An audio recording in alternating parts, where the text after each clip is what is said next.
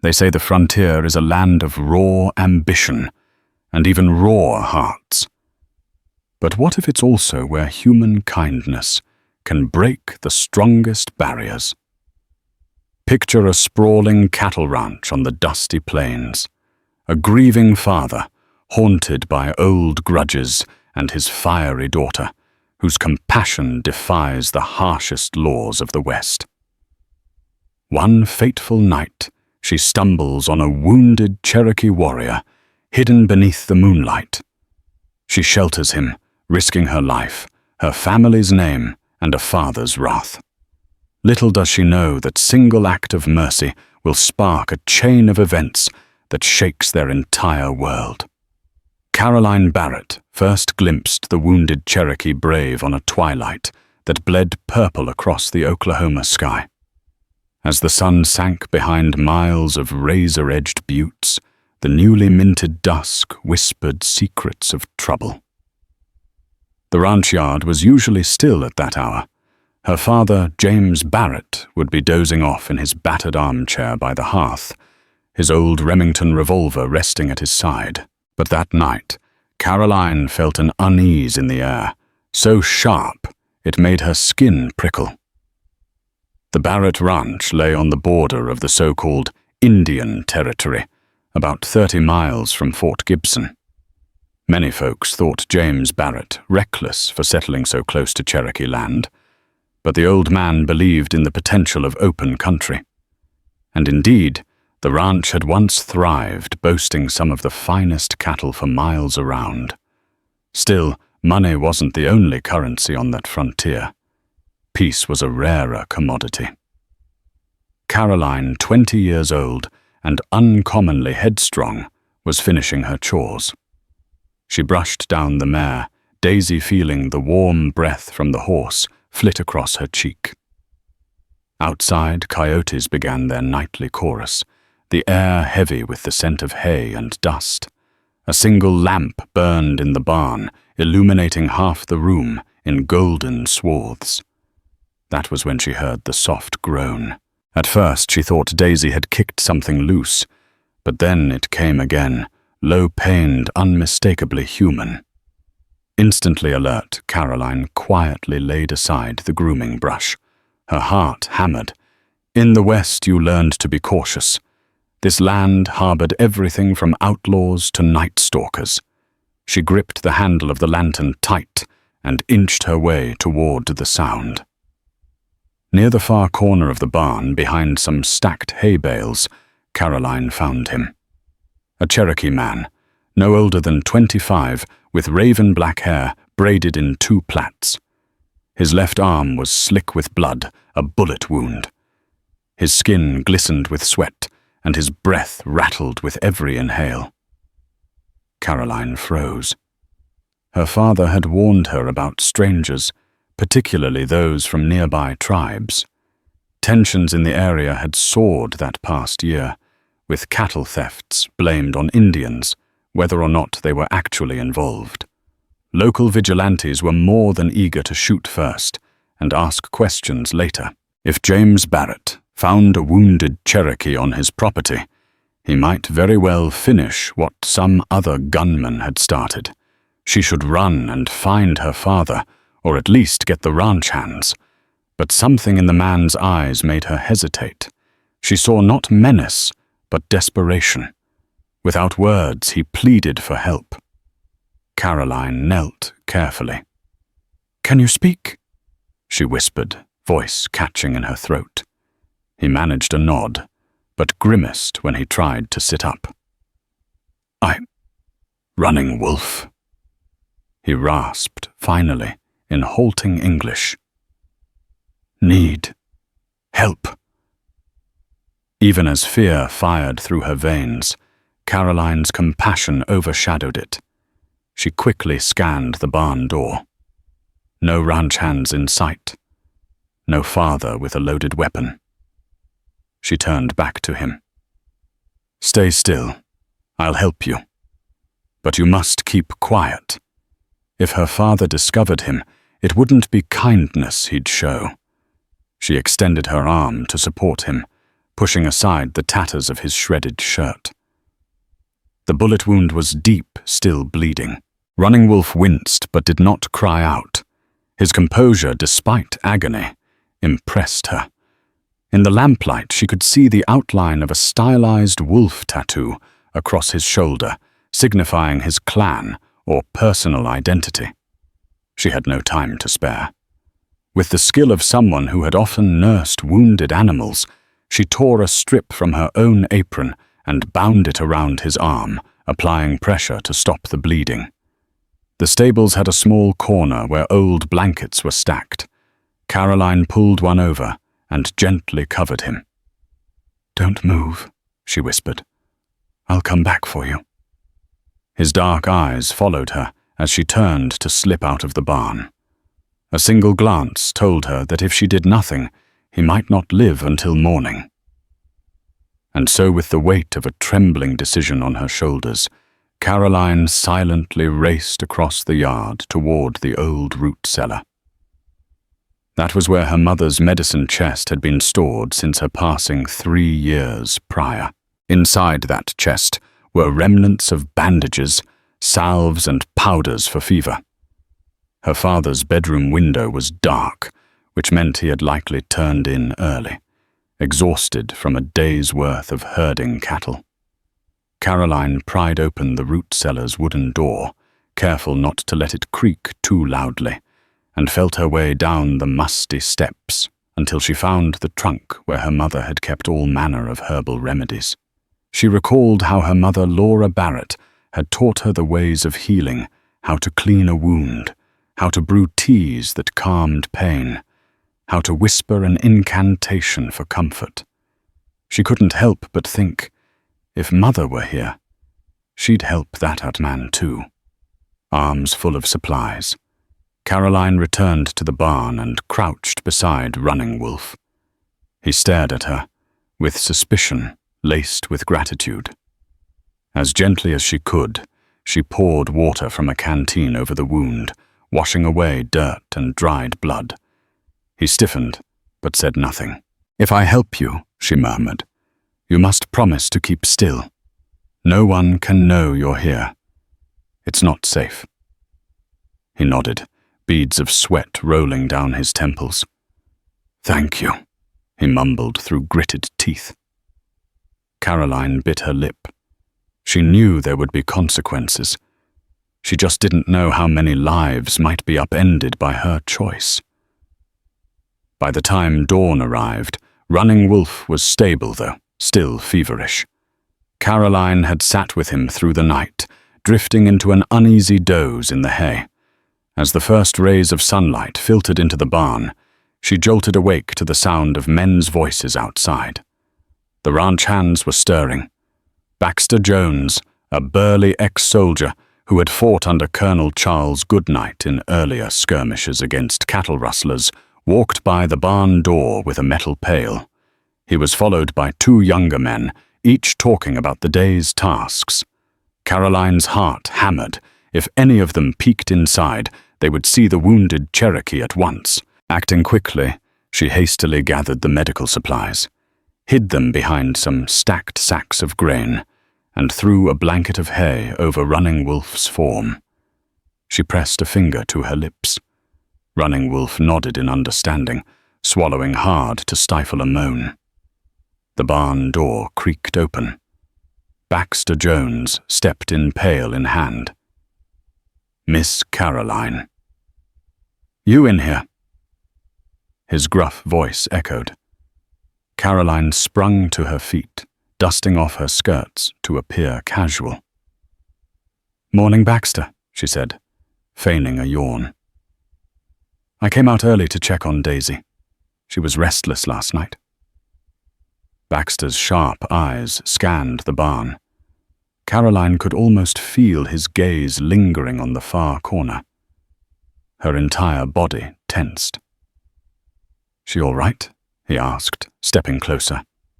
Caroline tried to maintain a steady voice. "Seems fine. You know how she gets sometimes with the coyotes howling." He nodded. "Yep, that mare's got a nervous streak. Best keep an eye on her. He turned his back toward Running Wolf's hiding spot, patting Daisy's flank. Well, James wants us to run the cattle down by the creek today. There's talk of some trouble brewing near the reservations again. Heard something about a shootout near the Redwood Bluff. His tone was pointed. If you hear anything unusual, let us know right away. Caroline forced a quick smile. Of course I will. Finally, Baxter left. When the barn door closed, Caroline exhaled, shoulders sagging in relief. She waited a minute, then hurried to the corner. Running Wolf's breathing was shallow but steady. In a faint voice, he whispered, "Thank you for your kindness." She carefully lifted the hay to let him breathe more freely. "I don't know what happened to you or why you were shot," Caroline said. "But if word gets out, I'm hiding you." Her words caught in her throat. "My father, he's a hard man. Not cruel, but he's lost too much." Running Wolf blinked. "You can't tell him?" Caroline shook her head. Not yet. Though the day had just begun, it stretched before her with uncertainty. She needed a plan how to hide a wounded Cherokee on a working ranch without raising suspicion. The men would be in and out of the barn. She resolved to move him somewhere safer, but where, her eyes flicked to the old root cellar. They kept extra supplies down there, but it was rarely visited unless they were short on feed or mother's old herbs. In the early morning hush, Caroline knew that was her best option, at least until he could walk on his own. She helped Running Wolf to his feet. Each movement sent a wave of pain through his body, but with her support, they managed to sneak out of the barn and cross the yard. The ranch hands were hitching horses on the far side, giving them just enough time to slip into the cellar unseen. The root cellar was cramped, damp, and smelled of earth. Shelves lined the walls holding glass jars of peaches, pickles, and green beans. A small cot lay folded against one wall, left over from the days when her mother used to nurse sick calves. Caroline quickly lowered the cot, layering it with old blankets. Running Wolf settled onto it, wincing. "I owe you my life," he said, voice earnest. Caroline worked quickly, setting out a basin of water and rummaging for the herbal remedies. "You owe me nothing," she replied, her tone resolute. "But if I don't keep you hidden, I could lose everything. So let's keep quiet, and I'll do what I can." A faint smile curved on Running Wolf's lips. "I will be silent as the wind." Caroline nodded. She pressed a palm to his forehead, still burning with fever. She had no time to dwell on her own fear. For now, she needed to nurse him. Carefully, she undid the makeshift bandage, cleaned the wound again, and applied a paste of comfrey and willow bark her mother had once used. It smelled bitter, but it would help fight infection. She was finishing up when a sudden voice called outside. "Caroline." "Caroline, where you at?" Her father. She froze, glancing at the cellar door. "Stay quiet," she breathed to Running Wolf. Steeling herself, Caroline climbed the steps and emerged into the sunlight, forcing a casual posture. She left the cellar door open, just enough not to draw suspicion, but also not reveal the occupant within. James Barrett stood a few yards away. He was in his late 50s, broad-shouldered, and bearing the weight of countless hard seasons. He wore a dusty Stetson and had a rifle slung across his back. As Caroline approached, she noticed the deep lines etched on his brow. Worry, always worry. "I've been calling," he said, narrowing his eyes. "What are you doing at the cellar?" Caroline gestured vaguely. "Gathering old herbs, Father.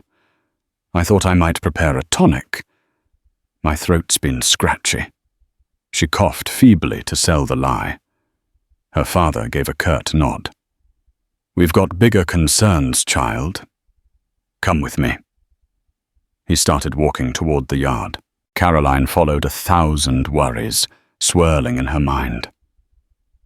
"Is something wrong?" James paused by the hitching post where Baxter and the other ranch hands readied the horses. "There was a shooting last night near Redwood Bluff," he said, voice grim. "Some folks say it was outlaws. Others say Cherokee renegades. A U.S. Marshal from Fort Smith was shot dead, so tensions are high. Men around here are itching for revenge, whether or not they know the facts." Caroline's stomach twisted. Redwood Bluff. Could that be where Running Wolf was wounded? She prayed silently that no one would connect the dots. "We're going to move the cattle further south for a few weeks, just to keep them out of harm's way." James continued. "And I'm warning you, Caroline, if you see any strangers, especially Indians lurking around, you come tell me. I'm not looking to start a war, but I won't risk our ranch." Her heart thundered, but she forced a composed expression. "Yes, Pa. I'll be careful." He nodded, eyes narrowing slightly. "Good." While the ranch hands mounted up and drove the cattle, James and Caroline walked back toward the house. He pulled out a worn piece of paper, flattening it between calloused fingers. "I got a letter from Colonel Charles Goodnight," he said. "He might pass through next month, looking to trade. We need to keep the ranch secure, present ourselves as strong. We can't do that if we're tangling with outlaws or Cherokees." Caroline swallowed hard. The mention of Colonel Goodnight, a prominent rancher famed for his epic cattle drives, usually excited James. But now all she felt was dread. If Goodnight arrived and trouble was brewing with the Cherokee, the entire region could erupt. She could only imagine the violence if folks discovered she was harboring someone from the tribe. Yet through the fear, a flicker of resolve burned within her. She might be her father's daughter, but she had her mother's heart, and that heart told her she was doing the right thing. "Pa," she said softly, "we can be strong without harming innocents." James gave her a sidelong glance. Innocence. Sometimes it's hard to tell friend from foe out here. He sighed. "Finish your chores, Caro. I'll be out on the range."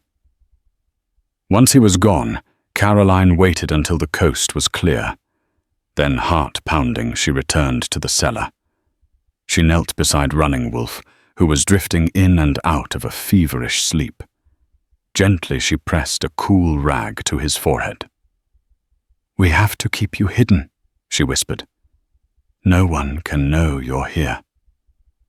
Running Wolf's lids fluttered. He gave a weak nod, swallowing with difficulty. "I understand." Caroline gazed at him, worry gnawing at her. How would she keep her father, the ranch hands, and possibly an entire town from discovering this wounded stranger? How long until Running Wolf's people came looking for him? In that moment, Caroline realized she was gambling with everything she held dear. But just one look at his trembling figure reminded her why, if she turned him away, he would surely die. Over the next few days, Caroline slipped into a delicate routine of deception. At sunrise, she'd tend to her regular chores, feeding the chickens, hauling water, and cleaning the house. Her father was too busy with ranch matters to linger, but the hands often roamed about the property. She had to watch carefully to avoid being followed. When the opportunity arose, she'd sneak away to the cellar to tend Running Wolf's wounds, bring him food, and check on his fever. He was recovering slowly, color returning to his cheeks, though the pain in his arm persisted. She worried infection might set in, but the salve seemed to help. In hushed whispers, they began to learn about each other. Running Wolf told her he was part of a small band of Cherokee, who had settled not far from the Redwood Bluff. He had traveled with a friend now missing, and encountered riders who opened fire without warning. He didn't know if they were bandits or vigilantes. All he knew was that a bullet tore through his arm, and he escaped on foot in the darkness. Caroline told him a bit about her life on the ranch, about her mother, who had died of fever, leaving an emptiness in the household. She explained her father's bitterness, how some local outlaws had raided them years ago, killing her older brother. James had never recovered from that loss.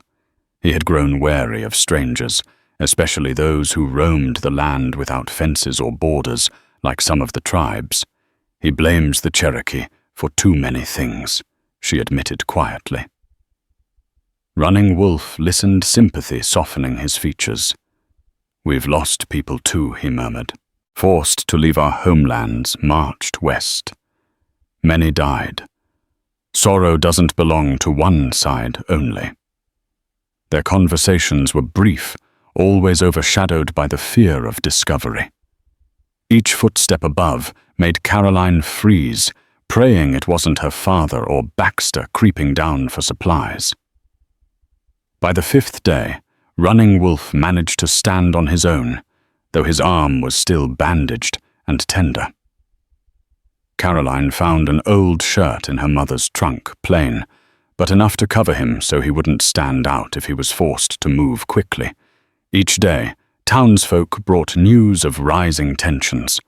Baxter reported that a U.S. Marshal's posse was combing the territory for a Cherokee suspect connected to the Redwood Bluff shooting. The rumor was that some local men had formed a vigilante group. They believed any native they found might be the culprit. Caroline's chest constricted.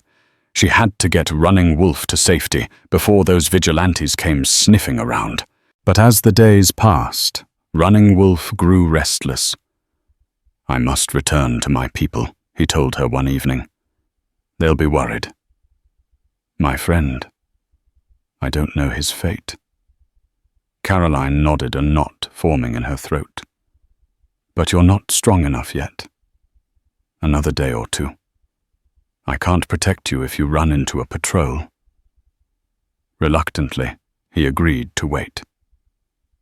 That same night, as Caroline left the cellar after tending him, she found her father standing in the yard, the moonlight illuminating his stern features. She nearly jumped out of her skin. "Couldn't sleep?" he asked, voice low. She composed herself quickly. I was restless. Thought I'd get some air." Her heart pounded at the thought he might have followed her steps. James studied her. "You've been sneaking out often these nights. Something on your mind?"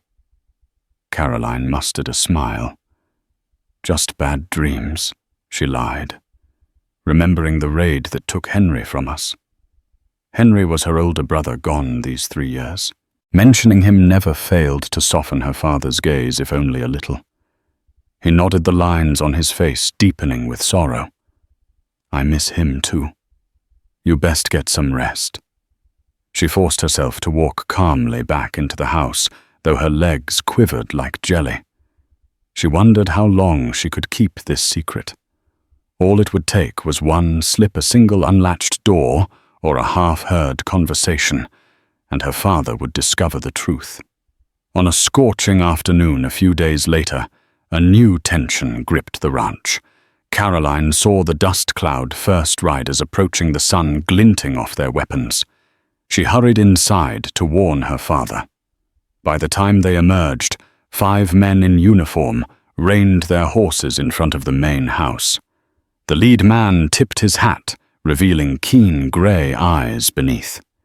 He introduced himself as Lieutenant Avery Porter of the U.S. Army, dispatched from nearby Fort Gibson to investigate the Redwood Bluff incident. James Barrett, flanked by Baxter, walked onto the porch, keeping a firm grip on his rifle. "What's the government want with us?" he demanded, not bothering to hide his suspicion. Lieutenant Porter was polite but insistent. "We've reason to believe a wounded Cherokee might be hiding in these parts. We're visiting the local ranches to see if anyone has spotted him." He produced a small slip of paper with a rough sketch of a Cherokee man with braided hair. Caroline's heart thudded so hard she feared it would burst. The image looked just like Running Wolf. James shrugged, though his tone was wary. "Haven't seen any Indians around here, let alone a wounded one." Porter's gaze swept over Caroline, who stood slightly behind her father. "And you notice anyone prowling near your property?" Caroline forced herself to meet his eyes. "No, sir," she said, trying to keep her voice steady. Baxter interjected. "There's plenty of them roaming the territory, though. Could be anywhere. This ranch is quiet, Lieutenant. We keep watch." Porter studied their faces, then nodded. "We're also investigating the murder of a U.S. Marshal who died at Redwood Bluff. Locals claim it was a Cherokee ambush. If you see or hear anything, contact us immediately." James nodded curtly. "We will." With that, Lieutenant Porter and his men rode off, leaving a tense silence in their wake. Caroline let out a quiet breath of relief, but her father's gaze turned on her cold and penetrating. "That official looked serious," James said. "If the army's sniffing around, they might check barns and outbuildings next time." Caroline swallowed. "I guess so." He studied her a moment, then turned away. "Baxter do a thorough sweep of the ranch. If there's anyone lurking around, I want 'em found." Caroline's pulse raced. Baxter's sweep was precisely what she dreaded. She made an excuse to fetch water from the well, quickly weaving between outbuildings until she reached the cellar door. Slipping inside, she found Running Wolf sitting upright, a determined light in his eyes.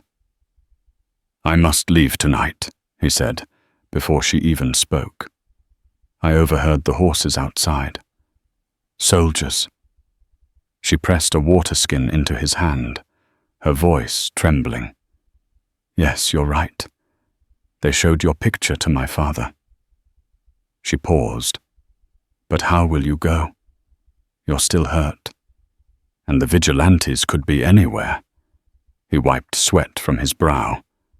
"Better I face them than risk your family. You've done enough." Caroline's mind whirled.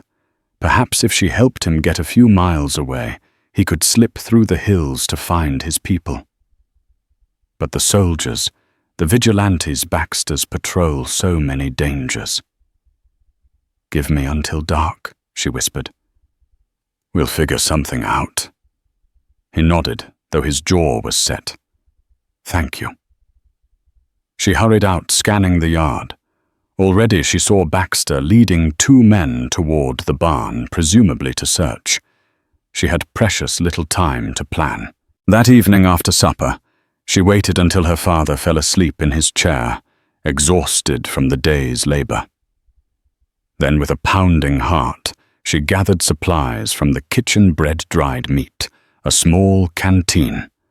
She retrieved an old revolver from her mother's locked trunk, one that James had all but forgotten about. If Running Wolf encountered trouble, he might need some protection. Under the cover of darkness, Caroline slipped back to the cellar. Running Wolf stood arm still bandaged, but able to walk. She handed him the makeshift bundle. "There's a path behind the ranch that leads to the creek. It's less traveled.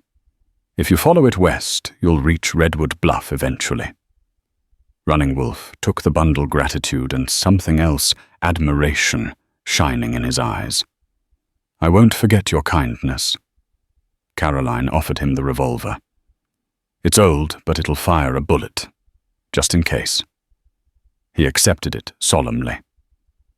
"My name, Running Wolf, might be scorned by your people, but remember me differently, as a friend." She felt tears prick her eyes. "I will."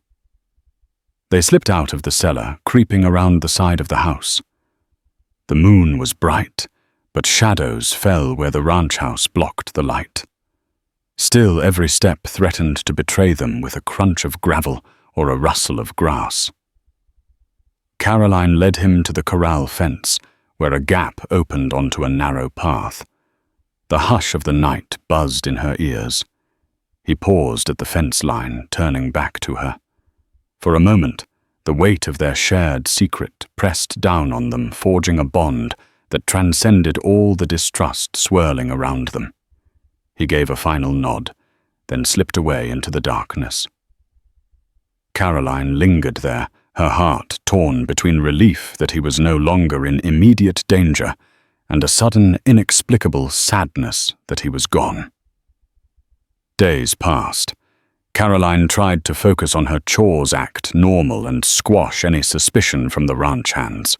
Baxter roamed the property more diligently than ever, but he found no signs of intruders. Her father remained distant, though occasionally she caught him studying her with a flicker of uncertainty in his eyes. One afternoon, the tension in the air sparked like lightning. A group of local men rode onto the ranch brandishing rifles. Caroline recognized one as Clint Rawlings, a notorious hothead who had a reputation for stirring up trouble. With him were 3 other men, faces grim. James Barrett confronted them by the hitching post. "What's all this about?" he demanded, hand hovering near his gun belt. Rawlings spat onto the ground. "Heard the army's out hunting a Cherokee. Word is, you're not cooperating as well as some folks think you should." James' bristled eyes narrowing. "This is my land, Rawlings. I'm cooperating just fine. If the army wants to come back, they know where to find me. I don't need you playing deputy." Rawlings sneered. "Well, maybe you've got something to hide. We aim to search your property ourselves." Caroline stepped forward, adrenaline surging. "That's not your place," she challenged. "Only the law can force a search." Rawlings scowled. "Law's too slow. A U.S. Marshal's been murdered. We can't stand by. We've lost men to these savages before." Caroline felt anger flare within her, but her father raised a hand, cautioning her to stay silent. He turned his steely gaze on Rawlings. "I know your kind, Rawlings. You're looking for a fight. There's no Cherokee here. You can turn around." Rawlings gripped his rifle. A few tense seconds ticked by. Then the man snorted. "Fine. We'll be on our way. But if we catch wind, you're harboring that savage, you'll answer too, more than just me with that." The men wheeled their horses and galloped away, leaving a cloud of dust and a seething tension behind them. James exhaled, shoulders slumping. Caroline saw a flash of weariness in his eyes. "Damn fools. They're going to start a war, if they're not careful." She swallowed, remembering how her father had once harbored his own resentments. Now faced with vigilantes on his doorstep, it seemed he'd drawn a line. "Pa," she began hesitantly, "you did the right thing." He nodded absently. "We'll see about that." That night, while Caroline sat beside the fireplace, sewing a torn shirt, James quietly approached. He lowered himself into the armchair opposite her, the firelight flickering across his weathered face. "Caroline," he said gently, "I know you've been different these past few weeks. Is something troubling you?" Her heart quickened. "No, Pa. Just worried about the unrest." He studied her for a long moment, then sighed. "I don't want trouble, but I also don't want to see good folks killed on either side. I lost Henry to a band of thieves, but the sheriff never found out if they were white or Indian. Grief can twist a man's mind, make him blame whoever's convenient. I won't lie. I resented the tribes for a long time. But now—" He trailed off, eyes glistening. Caroline set aside her sewing. She had never heard him speak this openly about the pain that had weighed on him for years. I'm not saying I've changed my stripes, he continued, voice gruff, but I don't want a bloodbath. He stood abruptly. I'm turning in. Good night. She watched him go, torn between guilt for lying and relief that maybe, just maybe, he wouldn't have shot Running Wolf on sight. But the risk had still been too great, and it wasn't over yet. Caroline's life found a semblance of calm for about a week, until an unexpected visitor appeared at dusk. A Cherokee woman named Elise, accompanied by 2 men. They arrived on horseback wearing traditional garments and riding with quiet confidence up to the ranch house. Caroline heard their approach and rushed outside only to freeze at the sight. James Barrett and Baxter emerged from the barn, rifles in hand. The Cherokee woman lifted her palm in a gesture of peace.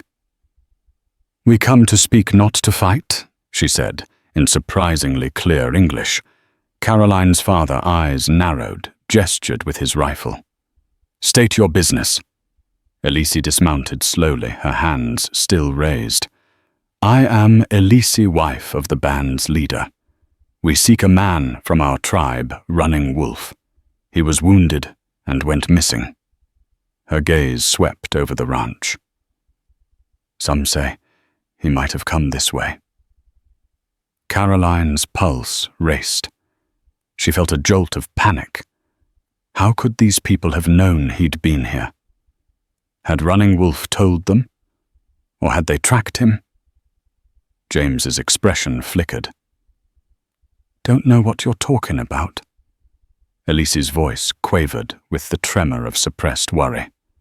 "He has not returned to us. We fear the worst." Baxter shifted his stance. "Maybe he's dead. This land ain't friendly to any man walking alone."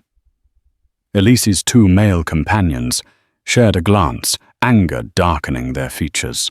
But Elise put a hand on each of their shoulders, maintaining composure. "We only ask if you have seen him." A heavy silence weighed the air. Caroline's father shook his head firmly. "No Cherokee on this ranch," he repeated. "You best move on." Caroline's heart ached at the lie. She caught Elise's eyes for a moment, saw the flicker of desperation. Elise nodded sadly and turned to mount her horse. But before she did, she looked directly at Caroline just for a second and gave the faintest tilt of her head, as if sensing something in the young woman's expression. Then they rode away, dust swirling in their wake. James exhaled. "I don't like this." Baxter grunted. "Might be more of them lurking. We should stand guard." As the men stalked off to fortify the ranch perimeter, Caroline stood rooted to the spot. Guilt and sorrow warred within her. Running Wolf's people were searching for him. She had helped him escape, but had no idea where he was now. If they found him, would that bring the soldiers down on them? Would it spark more violence? That night, Caroline slipped away, saddled her mare, Daisy, and rode quietly to the outskirts of the ranch. She couldn't let it end like this.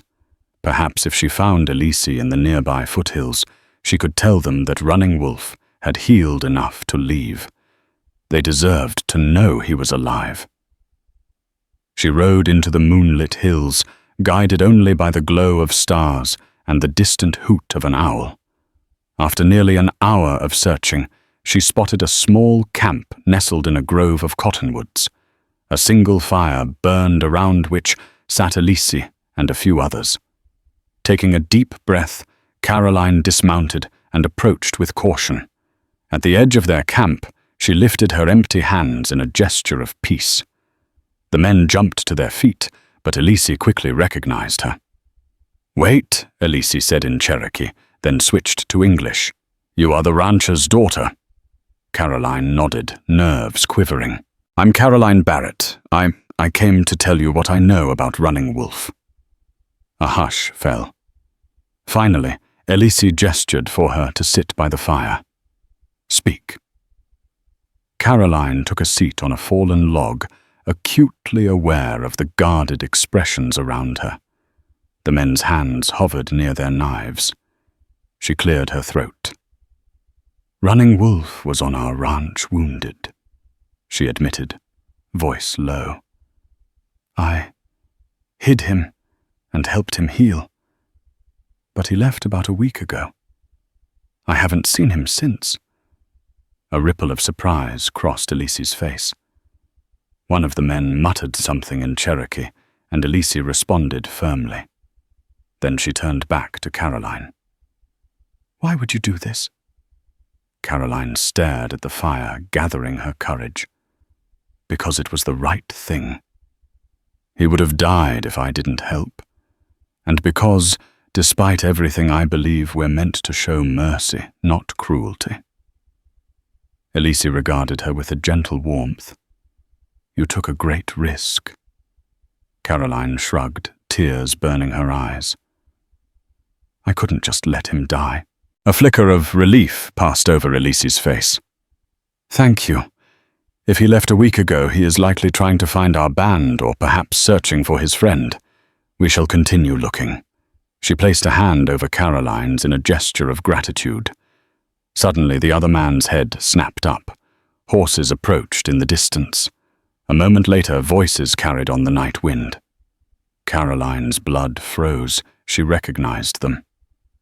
Baxter and a few ranch hands probably on patrol, and if they found her here, with the Cherokee. Elise's men doused the fire quickly. "We must go," one hissed. Caroline sprang to her feet, heart pounding.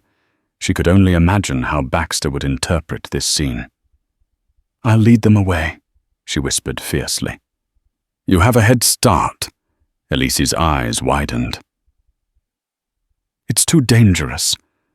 Caroline shook her head, voice resolute. "Go now. I'll manage." Elise squeezed her hand in thanks. Then the band gathered their horses and melted into the darkness with silent efficiency. Caroline hastily mounted Daisy and trotted in the opposite direction, urging her mare to kick up enough noise to draw the search party. Sure enough, Baxter's lantern came bobbing across the ridge.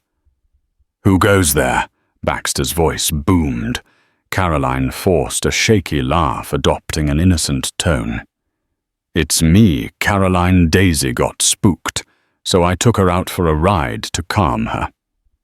Baxter shone the lantern in her face. "Damn it, Miss Barrett. You could get yourself killed out here. Thought you might be that Cherokee gang." Caroline feigned exasperation. "Just me, Baxter." "Let's go back." He nodded gruffly, but suspicion flickered in his eyes. "Yeah, let's go." As they rode home, Caroline felt her pulse gradually slow, though her thoughts still raced. She had narrowly avoided a confrontation that could have been deadly, but for how long could she juggle these secrets and alliances? Rumors spread through the region that vigilante groups were clashing with various tribes. Lieutenant Porter's soldiers had arrested a few suspects, but with no clear evidence, tensions only escalated. Meanwhile, Caroline lay awake at night, praying Running Wolf had reached safety. A week later, the ranch was jolted by a grim sight. Near midday, one of the ranch hands spotted something by the fence line. When Caroline and her father rushed over, they found a battered, unconscious man. His shirt was torn, chest bruised, a bullet graze across his ribs. His skin was the color of bronze. James froze. "Another." Cherokee Baxter hurried over, kneeling. "He's alive, but barely." James turned to Caroline, expression hardened by uncertainty. "We can't take in every wounded Cherokee that shows up on our doorstep. What if he's the one who killed that Marshal?" Caroline's chest clenched. She recognized the battered face Running Wolf's friend. Perhaps. He was certainly Cherokee, and he was in a dire state. She knelt quickly. "Pa, if we turn him away, he'll die." Her father hesitated, knuckles whitening around his rifle. We might get in trouble. The army's looking for fugitives. Those vigilantes could come any day. Caroline locked eyes with him. Then let me tend him at least until he can speak. The man was barely conscious. Maybe he can tell us what really happened. James's jaw tightened, torn between fear and compassion. Finally, he heaved a sigh. Fine. But do it in the barn. I won't have the house searched and labeled as traitors. Relief washed through Caroline. She waved over 2 ranch hands, instructing them to help carry the wounded man into the barn. James allowed it, though he refused to leave them alone, his rifle slung over his shoulder as he watched from the door. Caroline fetched clean water and bandages, carefully cleaning the bullet graze. Her father hovered, silent, brows furrowed. She could sense his internal battle.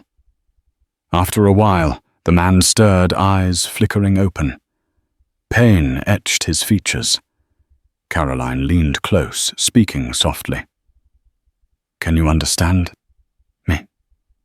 He coughed, blood flecking his lips. Then in strained English, water. She held a canteen to his lips. After a few desperate gulps, he sagged. Who are you? I'm Caroline. This is Barrett Ranch. You were found by our fence line. What happened? He grimaced. Attacked. By vigilantes. I escaped. They killed some of our people. They said we murdered the marshal. He coughed again, struggling for breath. We didn't. Marshall was shot by bandits.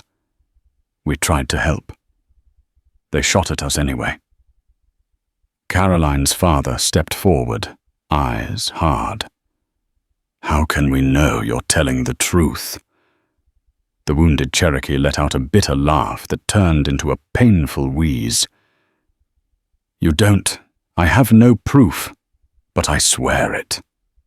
Caroline gently dabbed a cloth across his forehead. What's your name? His name is Little Crow, came a voice from the barn door. A familiar voice.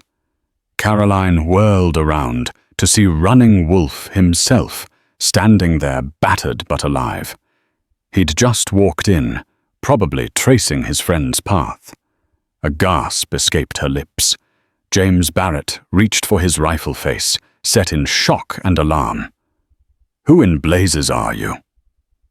Running Wolf spread his hands slowly, no weapon in sight. I am Running Wolf. I met your daughter under dire circumstances once before. She saved my life. He took a tentative step forward. Now I come to save my friend. Caroline's father turned furious eyes on her. You knew him. She faltered. Pa, he was wounded. I couldn't just... You lied, James roared, raising the rifle. You brought danger here. Baxter and a few ranch hands rushed in at the sound. Tension crackled. Running Wolf held his ground arms raised to show he meant no harm. We do not want to fight, he said calmly. We only want the truth to be known. We didn't kill that marshal. James's finger hovered near the trigger. Caroline stepped between them, tears brimming in her eyes. Pa, he's telling the truth. He was shot before. I helped him. He left so we wouldn't be implicated. He could have brought an army back, but he didn't. Her father trembled with anger, gaze darting between Caroline Running Wolf and the wounded Little Crow. Why the hell should I believe you? Running Wolf took a step forward, ignoring the rifles aimed at him. Because it is true. Men disguised as Cherokees shot that marshal. Some of our scouts saw them, outlaws stirring up hate. We tried to warn the marshal, but he fired on us. Then the Vigilantes blamed us. We've been running ever since. Baxter spat. Convenient story. Could be lying. Running Wolf drew a deep breath expression resolute. The men who shot the marshal bear a tattoo of a coiled snake on their forearms. We saw it. Ask around. You'll find the same rumor in the saloons near Fort Smith. They're a gang of bandits. A flicker of recognition passed through James's eyes. I heard of a snake-tattooed gang. Damned outlaws. They robbed a stagecoach last month. Caroline seized the moment. Parsi it fits. The Vigilantes want someone to blame. They're fueling a war by claiming the Cherokee are murderers. James's rifle wavered. Baxter growled. We can't just let them walk free. The army's searching for them. Running Wolf met James's stare. We only want to clear our name. If you help us gather proof that the gang with snake tattoos is responsible, you'll save many lives. A tense silence followed. Then in a surprising move, James slowly lowered his rifle. We need the truth, he said, voice rough. If you're lying, you die. But if you're telling the truth, we can end this bloodshed. Relief flooded Caroline. She set a hand on her father's arm, grateful for the flicker of reason in his eyes. Thank you, Pa. Running Wolf let out a breath. We have to find the outlaws or evidence of their crimes. If we can show the army the truth, maybe they'll call off their hunt for us. James nodded gravely. Then we move fast. The Vigilantes or the army might show up any time. So began an uneasy truce between James Barrett and Running Wolf. The Cherokee man tended to Little Crow, who mended slowly. Meanwhile, James and Baxter racked their brains for how to locate the rumored gang. James recalled that Colonel Charles Goodnight might be arriving soon with news from Fort Smith. Perhaps Goodnight had heard rumors, and if Goodnight corroborated the presence of the snake-tattooed outlaws, that might bolster the Cherokee's story. In the meantime, they had to hide Running Wolf and Little Crow from prying eyes. Caroline suggested they take shelter in the old line shack a few miles from the main ranch used only during severe winters. James agreed. It was remote enough that even if someone snooped around the main buildings, they wouldn't find them. Before dawn the next day, Caroline led them to the line shack, guiding a rickety wagon with supplies. Her father insisted that Baxter come along for security and likely to keep watch on them. The tension was palpable. Baxter glared at Running Wolf every chance he got, hand never straying far from his revolver. The shack stood by a scraggly patch of pines, partially hidden from the open plains. It was small, with just a single room and a fireplace, but it had walls and a roof. Caroline helped Running Wolf ease Little Crow onto the straw mattress in the corner. Outside, Baxter set up a perimeter, scanning the horizon with binoculars. Once they were settled, James pulled Running Wolf aside. Listen, he said in a gruff whisper. We're not friends. But I won't let a bloodbath happen on my land. You find a way to prove your innocence, or I'll wash my hands of you. Running Wolf gave a curt nod. Understood. That afternoon, Colonel Charles Goodnight arrived at Barrett Ranch, true to his word. He was a sturdy man with a well-trimmed beard and the bearing of someone who'd survived countless frontier hardships. He greeted James with a firm handshake, ignoring the suspicious eyes of the ranch hands who hovered nearby. Over coffee in the ranch house, James broached the subject carefully. Heard rumors about a gang with snake tattoos. They might be behind a marshal's murder. You hear anything? Goodnight leaned back, stroking his beard. There's talk in Fort Smith of a new band of outlaws that brand themselves with a snake coil. They've been hitting stagecoaches and travelers along the roads leading into Indian territory.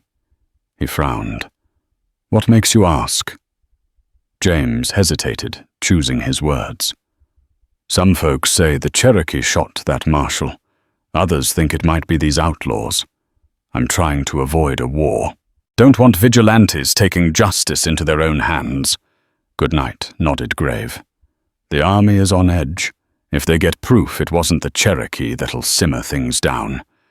But if not—" He let the implication hang. James inhaled slowly. "I might have a lead on that proof." The colonel's eyebrows rose. "I'm listening." James explained his theory, leaving out the detail that Running Wolf was hidden in his line shack. Goodnight, picking up on the subtext, nodded slowly. "Find one of those outlaws with the tattoo. Bring him to the army that'd do it. Or recover personal effects from the marshal, linking him to the outlaws. Something tangible." Caroline stood silently in the background, her eyes flicking between the two men. A plan was forming in James's mind, she could tell, but it would be dangerous. That evening, after Goodnight departed, James returned to the line shack. Caroline accompanied him. They found Running Wolf outside, scanning the horizon, as if expecting an attack at any moment. "We have a plan," James said brusquely. "We'll go to Redwood Bluff, see if there's any evidence left behind from the shooting. The army's neglected that angle.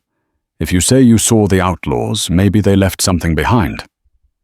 "A clue." Running Wolf stiffened. "That's near our settlement. Vigilantes have burned some of our lodges. It's dangerous." James shrugged.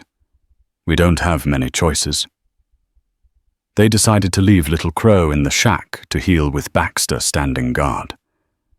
James, Caroline, and Running Wolf would head to Redwood Bluff under cover of night. It was a risky gamble, but time was short. They left before midnight, James, Caroline, and Running Wolf riding under the silver glow of a full moon. James led the way with hardened silence, while Caroline and Running Wolf followed close behind. They traveled light save for a lantern and supplies. Their goal, uncover proof the Cherokee were innocent. At Redwood Bluff, eerie stillness clung to the trees. Running Wolf led them to a clearing. "Marshall was here," he whispered, pointing at the trampled ground.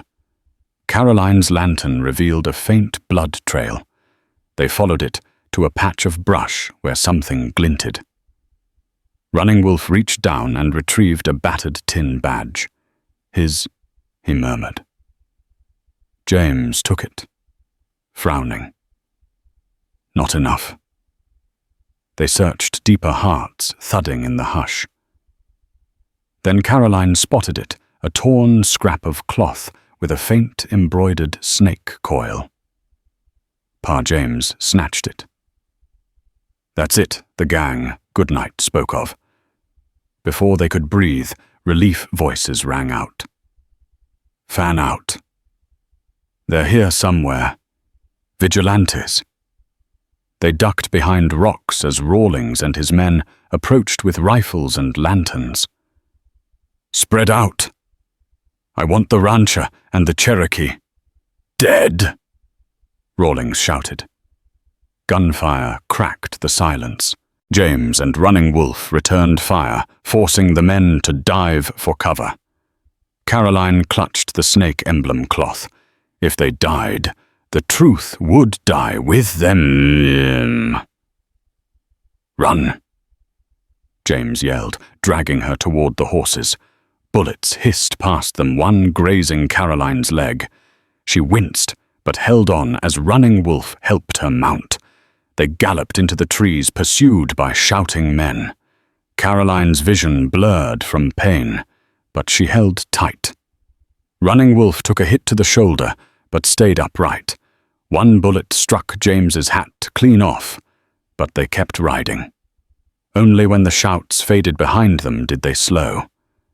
Breathing hard, they stopped near a creek to rest. Caroline clutched her leg. "Just a scratch," she said through clenched teeth. James looked at the cloth in his hand.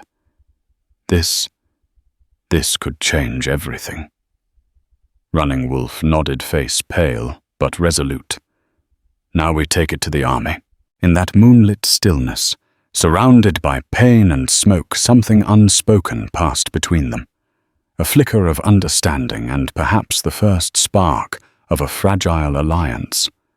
Though the army cleared the Cherokee of wrongdoing, Clint Rawlings and his Vigilantes weren't ready to let go of hate. They stormed Barrett Ranch, demanding Running Wolf be handed over. But James Barrett, now changed by the truth, stood firm. As tensions neared a deadly standoff, Lieutenant Porter and a cavalry unit arrived just in time, flanked by Running Wolf's band, including Elise and Little Crow. The Vigilantes were surrounded and forced to surrender, ending the threat of violence once and for all. Days later, Running Wolf's people returned not in anger, but in peace. Elise offered Caroline a hand-woven Cherokee blanket as a gift of gratitude and unity. Running Wolf gave her a carved wooden wolf, symbolizing courage and loyalty. James, once hardened by grief, accepted the peace offering and acknowledged the need for change. In that dusty yard, a fragile but powerful truce was forged, one built on mutual respect, courage, and compassion. Weeks later, life on the ranch settled into a new rhythm. With the outlaws exposed and the army satisfied, peace began to take root. Colonel Goodnight returned, finalizing a trade that benefited both the Barretts and the Cherokee, who provided fresh horses for the drive. Little Crow recovered fully. Though he offered payment for James's help, the rancher simply replied, "Let's just mind each other's fences." Running Wolf visited often, bringing gifts and sharing stories with Carolyn. As they walked the ranch, a quiet bond deepened between them, born of trust, sealed in adversity. James remained guarded, but less hardened. Caroline often caught him watching the horizon, perhaps thinking of how far they'd come. One autumn morning, Caroline stood wrapped in the Cherokee blanket, the carved wolf in hand. Her father joined her, voice soft. "Your mother would be proud."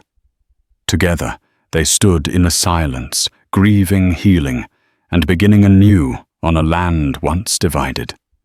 Thank you for joining us on this thrilling ride through the rugged frontier, where a single act of compassion turned old enemies into cautious allies. Caroline's secret sheltering of Running Wolf risked her family's entire livelihood, yet that risk uncovered a conspiracy that nearly plunged the region into a war. In the end, justice prevailed. The innocent were cleared, and the ranch discovered a path toward reconciliation with the Cherokee people. If this story stirred your heart, share it with your friends, and spread the lesson that empathy can conquer fear. Your support helps us continue creating compelling stories that bring history to life.